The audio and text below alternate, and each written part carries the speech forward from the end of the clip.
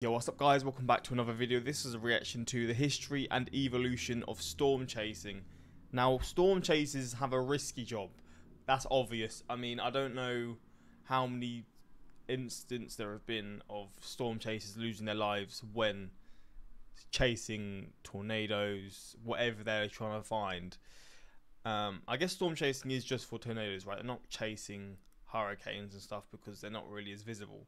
I mean, I assume it's just for tornado hunters, more or less. But yeah, I know I've heard of cases before where they have lost their lives, but I feel like because they are so, they know like the patterns and stuff, I guess they are relatively safe in their terms because they know what they're doing. But I know there was also a tornado outbreak in the last few days, and I wanted to post a reaction to it. It's this video here onto YouTube, but I just can't risk it because of the issues that I've had before with copyright claims and stuff. Because I've had a lot of issues with storm chasers, right, or people that do that stuff, and it's fair enough, it's their content. But yeah, I can't post the reactions onto YouTube. I am going to react to it, but it's going to have to go on my Patreon. But I've heard that it was like very bad, like, because I feel like there's a bit of a time for the last few years where it was a bit calmer in terms of tornadoes. But yeah, this outbreak, from what I've heard, was quite bad. I've had a few messages with some subscribers, and they've said, yeah, it was pretty bad. But I don't fully know, so I'm gonna do a reaction to that on my Patreon. But we're gonna check this out. Obviously, this is a bit different. This is storm chasing, which is why I linked it to that. But this is the evolution of it. I mean, I assume when people first started doing this, I guess as a job or a hobby, you must have looked at them and thought they were mad. And to be fair, I feel like I still do that now. You've got to be somewhat crazy, in a good way, to do this sort of thing, because no way would you find me doing anything close to this. But it's cool as hell because you get really good footage and things you find out from this. I guess it helps learning about tornadoes and the activities and stuff like that. But we're going to check this out. Hopefully you're going to enjoy. Links are in the description to my Patreon, where you can see reactions that I can't post to YouTube. And that's pretty much it. Let's check this out. In 18th centuries. Back in the 17th and 18th centuries, water spouts were all the rage. These strange, horn-shaped clouds brought so much interest to the scientific community, who often studied them off the coast of the Mediterranean Sea. Many books were written about them, and one of these books in particular was titled Upon the Whirlwind that on the night between the 11th and 12th of June 1749 damaged a large part of Rome. It was written by a Roger Joseph Boscovich, and it was kind of a big deal. It had fancy waterspout diagrams and stuff, and people loved it, including a man back in the New World by the name of Benjamin Franklin. Ben Franklin became obsessed with waterspouts. He dove into research books, trying to discover more and more about these strange structures. It was in his research that he discovered that these waterspouts can also occur on land. He called them landspouts. He believed that at the heart of every thunderstorm, perhaps all the wind came together, creating a vortex, a tornado. Anyway, he was a busy guy, he had other stuff going on, so he moved on from the topic. But one day, when he was traveling on the dusty roads of Maryland, he saw something strange. A large whirlwind of dirt and dust. He immediately began to chase it on horseback, weaving through the hills and through the forests, and right when he caught up to it, it dissipated. He was literally chasing a tornado on horseback. Of course, this was... Is that true? I mean, because I always like these... I mean, that's a loud bike. Let that run by. Like these sorts of stories from people from like a few hundred years ago or whatever, like chasing a storm. Who's written this into history and then kept it over time? Maybe he told someone and then it was wrote down and then it's just been passed down. It's just such a random story. It wasn't an actual tornado. It was more likely a dust devil. But it's still, you know, in the whirlwind family, and one could argue that this would make Benjamin Franklin the first storm chaser. But he wouldn't be the last. Since Benjamin Franklin, thousands have hit the road in search of the elusive, cone-shaped, picturesque tornado. Some do it for the thrill of it, some do it to make money. He's in it for the money, not the science. And some do it for scientific research, hoping to unlock the enigma that is the supercell. And we're going to talk about the history of all of it in today's video on the evolution of storm chasing. But before we do that, clearly I love tornado history. I love tracking down ancient tornado paths in the forest. I love searching for tornado remnants in buildings. Well, I also love to learn about my own family history, which is why I'm very happy to have partnered up with MyHeritage for this. My guy, he secured the bag again. He secured it and he deserves it. Is there a little link? Here we go. Here's a link for you, who any of you who are interested about learning about your family. Let him talk about that bit at the end. them. It's pretty sweet. Scan this QR code or use the link in the description to sign up for a 14-day free trial and enjoy the amazing features MyHeritage has to offer. Thank you so much to MyHeritage for sponsoring this video. Okay, so let's start off with part 1, storm chasing prehistory. See, this is going to be very wild to learn, because with all the technology now, it is still seen as very dangerous. But we're going to be going through times, obviously prehistory. This is going to be ages ago, like unrecognizable times. But we're going to get closer and closer, and there are going to be people that are probably just going to be driving around with no signals or anything, or whatever you call them. I mean, radars, I guess. I don't know what sort of thing they use to track. So they're just going to be going in without any idea of what's going to happen. Those are the real madmen. But yeah, let's learn about this now. Of course, we talked about the waterspout chasers and Ben Franklin, but it wasn't until the advent of photography that we would see a bit of a boost in true tornado chasing. Back in the late 19th century, tornadoes were shrouded in mystery. Some viewed them in the same vein as ghosts. Maybe they exist? I don't know. Picture or it didn't happen. Well, we started getting some pictures.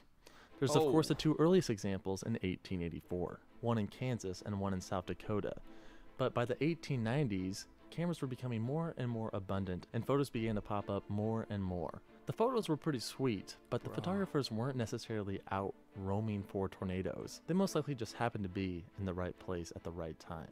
So in our timeline, we're actually going to move ahead quite a bit to the 1940s, because it wasn't until the 1940s that the US government started to take an interest in tornado forecasting. While there had been many deadly tornadic events throughout the early 20th century, including the horrific tri-state tornado that took upwards of 700 lives, the government really hadn't put much effort into forecasting tornadoes. That is until World War II, when people realized that severe weather, such as lightning or tornadoes, could destroy valuable military equipment. For that reason, the US military worked with the US Weather Bureau to set up a storm spotting network near military installations in 1942.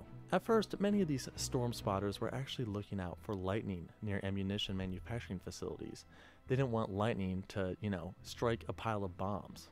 Wouldn't be good. But after a tornado hit the Fort Riley military base in Kansas on May 15, 1943, the military and Weather Bureau increased the number of storm spotters to search for tornadoes as well. These specific storm spotters were trained individuals in the military, so your average civilian still wasn't super involved in the storm spotting community. But after a series of severe weather events in 1947, like the devastating Woodward, Oklahoma F5, an emphasis was put on creating a network of amateur storm spotters in different local communities. These were volunteers who took classes hosted by their local weather office on storm spotting techniques and safety, and then during an actual event, they would radio in the threat to a meteorologist who could then warn the public. And it really did help out a lot. Remember, this was a time before weather radars, so seeing a large amount of storm spotters during a thunderstorm was actually quite common. It's likely that many of them would see some scary looking clouds roll in, and then they would jump into their vehicle and just start looking. In a way, these early amateur spotters were like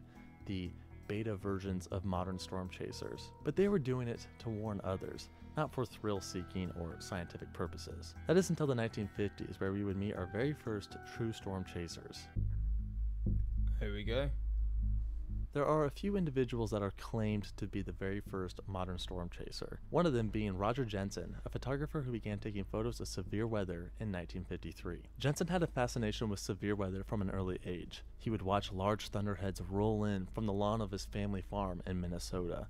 When his family moved to Fargo in 1953, Jensen began to get in his car and chase with his dad locally. While he did watch the Fargo, North Dakota supercell that produced a violent F5 in 1957 from his farm, Jensen was unable to chase down the storm itself, but he would have plenty of opportunities in the future. He would go on to have a successful severe weather photography career throughout the 60s and the 70s, capturing beautiful shelf clouds and even a few tornadoes. Another early storm chaser was David Hoadley. Now, to most historians, David Hoadley is considered the first true storm chaser. He began in the summer of 1956, and while he did chase locally in North Dakota, he would often travel down south to Kansas and Oklahoma for long extended periods of time. So he was like the first guy who really, got in the car and did the haul. The first guy to really make an effort in traveling to tornadic events. In 1977, Hoadley created the very first storm chasing magazine known as Storm Track. Storm Track was in publication from 1977 until 2002. Storm Track still has a very active storm chasing community today through their online forums. From my view, the Storm Track online forum is like the very serious professional storm chasers forum. If you go there, you often see some pretty big names like Skip Talbot or Warren Fadley. Truly a veteran storm chasing forum. Throughout his life, David Hoadley has witnessed over 200 tornadoes, and he's still alive today, so perhaps he'll see even more this tornado season. The first meteorologist to chase storms for research purposes may have been Neil Ward. Neil Ward grew up in Oklahoma, so he was surrounded by severe weather his entire life. He would work for the Weather Bureau and would eventually become a professional forecaster. Throughout his graduate years at the University of Oklahoma, Ward would ponder the mechanics responsible for atmospheric vortices. This would lead him to hit the road in 1961 under the sponsorship of the Oklahoma Highway Patrol. Both he and the Oklahoma Highway Patrol were hoping to gain insight on how tornadoes are formed to potentially help extend lead times during events, therefore saving lives. He was also one of the first employees at the NSSL, or the National Severe Storms Laboratory, where he was very influential in the creation of the earliest physical tornado models. Unfortunately, Ward would pass away at the young age of 57 in 1972, but today he is still considered. God, it's hot today. I keep hearing my window's open and it's hot, so I want to keep it warm, keep it cool. But I live on a fucking road and there's so many bikes today. I'm hoping it's not picking it all up, but I have no idea. Alright, Neil Ward would pass away at the young age of 57 in 1972. But today he is still considered one of the founding fathers of tornado science and research. Many more amateur and professional storm chasers would hit the road in the 1960s. There were also a few hail studies, including one conducted by the University of Wyoming, as well as the highly influential Alberta Hail Project. But it wasn't until the 1970s where things really began to take off for storm chasing. In 1972, the University of Oklahoma and the National Severe Storms Lab initiated the Tornado Intercept Project, or TIP. This was the very first team-based storm chasing / tornado research project. The goal was to study an entire tornado from birth to dissipation, and while there was some progress in 1972, it wouldn't be until the Union City, Oklahoma F4 tornado of 1973 where the project was really deemed a success. This was the first tornado to be intercepted and surveyed from beginning to end. More importantly, it was the first tornado to be fully observed by Doppler weather radar. When looking at the data, the researchers noticed, hold on a second, what is this strange hook signature on the radar? Oh, that's where the tornado occurred? Oh, this vortex signature was actually visible 30 minutes before the tornado even touched down, so we could see this as a potential warning sign and thus extend lead times for tornado warnings? It was a game changer. The Union City F4 is probably the biggest, most significant event in the history of storm chasing. It verified that storm chasing is valuable and that we can gain information from it and then use that information to save lives. While the Union City tornado did take 2 lives that day, in a way, the research gained from surveying this tornado is likely responsible for saving so many in the long run. It was this event that led to installing Doppler radars all over the world. Other major tornado research projects would follow. There was the TOTA, or Totable Tornado Observatory, in 1979. It was deployed several times throughout the 1980s, and if it looks familiar, that's because it heavily inspired Dorothy in the movie Twister. There was also the Vortex 1, or Verification of the Origins of Rotation in Tornadoes experiment project in 1994. The aim of the Vortex project was to gain insight on tornadogenesis. Why do tornadoes form? Why do some supercells form tornadoes while others don't? There was also Vortex 2 in 2009. But all of it goes back to the Tornado Intercept project and the Union City tornado in 1973.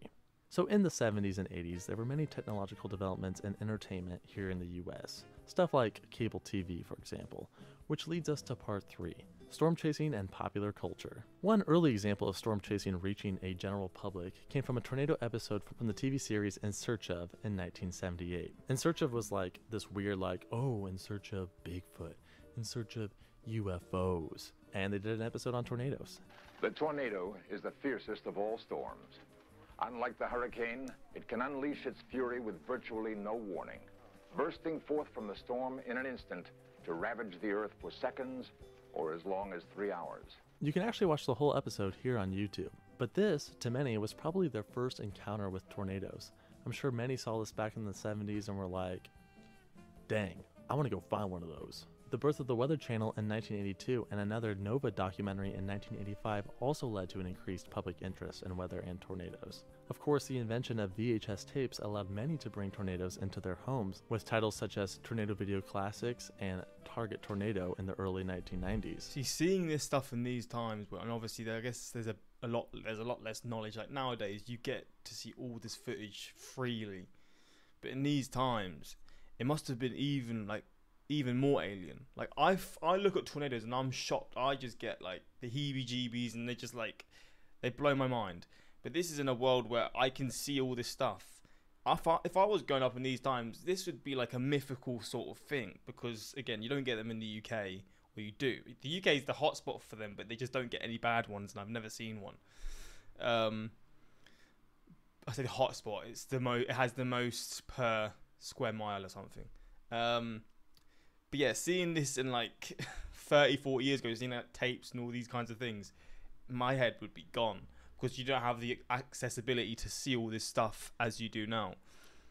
And even now, I can't wrap my head around them fully. Like when you see this massive ass tornado that's just formed a few minutes ago and it's causing all this destruction, it's just like flipping out. Nature is something else.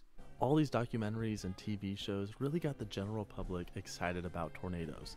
Plus, everyone had a video camera, and sometimes there's not much to do in the springtime in the Midwest, so why not chase some tornadoes? Fair enough. Of course, there is still one major event that I have not mentioned in the 1990s that played a huge role in the history of storm chasing. Perhaps the biggest event since the Union City, Oklahoma tornado of 1973. I'm talking about the release of the movie Twister in 1996, a major action movie blockbuster that's literally about storm chasing. I've never seen this film before, but I keep hearing about it. I need to check it out. But I just feel like when it comes to like tornado films, I think I've seen like one or two. Is it Sharknado? They always seem quite cheesy, and it's just like this doesn't really do it justice. But maybe this is more of an actual representation of them in general. I'm doing a Patreon reaction later, a movie reaction later. I might just react to this. I don't know how popular this film is, but I'm going to consider it for sure. Chasing. Everyone saw Twister that year. In fact, it was the second highest grossing film of 1996 after Independence Day. Jeez. At this point, the secret was out. Everybody knew what storm chasing was, and if anyone had, a little bit of interest in it, they could try it themselves. After the release of Twister, another big pop culture moment we need to discuss is the TV show Storm Chasers on the Discovery Channel. This show was very popular, and it led to the creation of the first storm chasing celebrities like Reed Timmer, Sean Casey, and Tim Samaras. The reason why I'm so into tornadoes is because, well, I live in Tornado Alley, but also because I watched Storm Chasers on Discovery back in the day. Now would be a good time to talk about tornado intercept vehicles. Tornado intercept vehicles are, well, vehicles. But they're like tanks. With these, like, genuinely, if you got an EF5 tornado going over this isn't doing anything. You're still going flying. You're still getting ripped to shreds, surely. But I guess the chances of getting hit by an EF5 are so low, it's just not really a possibility. But I'm just saying, is it worth it? If you get hit by a super strong tornado, would it even help you? Because obviously it looks like it's got reinforcements, but only to a degree that will do so much. That go inside tornadoes. For some reason, we humans just want to know what it looks like inside the eye of Oh, so that is to go specifically in a tornado. I'm chatting rubbish and it actually does do something. a tornado. Because, well, it would look pretty sick. Also, you can gain a ton of data and information by doing so. For this reason, many have created specialized vehicles that are armor-plated and low Crazy. to the ground that can penetrate the wall of the tornado. Steve Green was the very first to create such a vehicle, unless you count tanks. He was a former NASCAR driver from Ohio, so he knew a thing or two about vehicles in high winds. It took him 5 years to build it between 1994 and 1999, but once he completed it, he called it the Tornado Attack, or specifically the TA-1. Green was unsuccessful with many tornado intercept attempts. However, on June 12th in 2004, he was finally able to do it, and he literally just drove into the tornado. Of course, there's also Sean Casey with the TIV and Reed Timmer with the Dominator.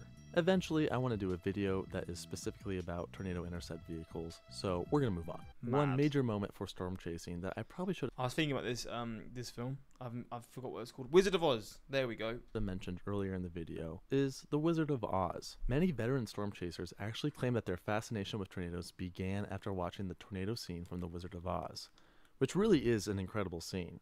especially for the time. Yeah, And it's not just the older generation who claim to have been inspired from the scene. Even Pecos Hank claimed his fascination with tornadoes may have began with watching the tornado scene from that movie. Speaking of Pecos Hank, it's time to move on to part 4, storm chasing in the era of social media. I want to end the video discussing where we are today. We are in the era of storm chasing YouTubers. Pecos Hank is one of the most well-known and currently has over 1 million subscribers. I've been watching Hank since 2014 and have always been a huge fan. His footage is incredible. Many veteran storm chasers are also active on YouTube, including Skip Talbot and Reed Timmer. Reed also has about 1 million subs, and he's storm chasing all year round. So if it's not tornado season, he's out chasing floods or hurricanes, and he's got a whole team, aka Team Dominator. Speaking of teams, Ryan Holyall has an entire team of storm chasers during his severe weather live streams. Storm chasing live streams are all the rage these days. There are so many other storm chasers on YouTube. There are more chasers now than there ever has been, which means storm chasing is becoming increasingly more and more dangerous.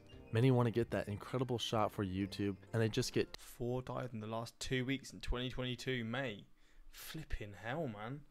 Wait, so maybe did they die from the actual the storms or the tornadoes, or was it just from not really knowing what you're doing and crashing and stuff? I guess it's from the tornadoes, but I don't really know. Too close, often risking their own lives. Sometimes even the most knowledgeable and experienced storm chasers can lose their lives. The most well-known example are the deaths of Tim Samaras, his son Paul Samaras, as well as Paul Young, all of the TwistX team. This occurred during the 2013 El Reno tornado, and these men were not amateurs. Actually, they were the complete opposite. They were some of the most experienced and professional storm chasers you could find. But tornadoes, they're unpredictable.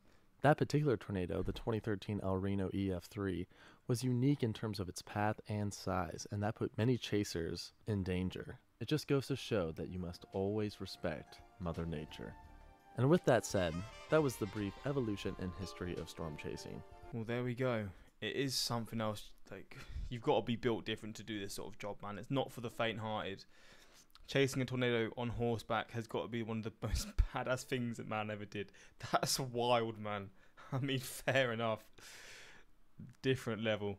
The man himself has uploaded. Drop everything and watch. But yeah, hopefully you enjoyed this reaction. It's always interesting doing watching these videos and learning about this stuff, because I mean, I've done a lot of reactions to tornadoes now, but the stuff around it, whether it's the sirens, the warning systems, or the storm chasing, or like he said, the cars that people are going to start using or now use, the reinforced cars or whatever, it shows there's a lot of stuff that goes into it, and I feel like just over time it's going to get even crazier, and people are going to do even more insane things involving storm chasing and just this sort of stuff. But hopefully you enjoyed this reaction, and until next time, subscribe, and peace.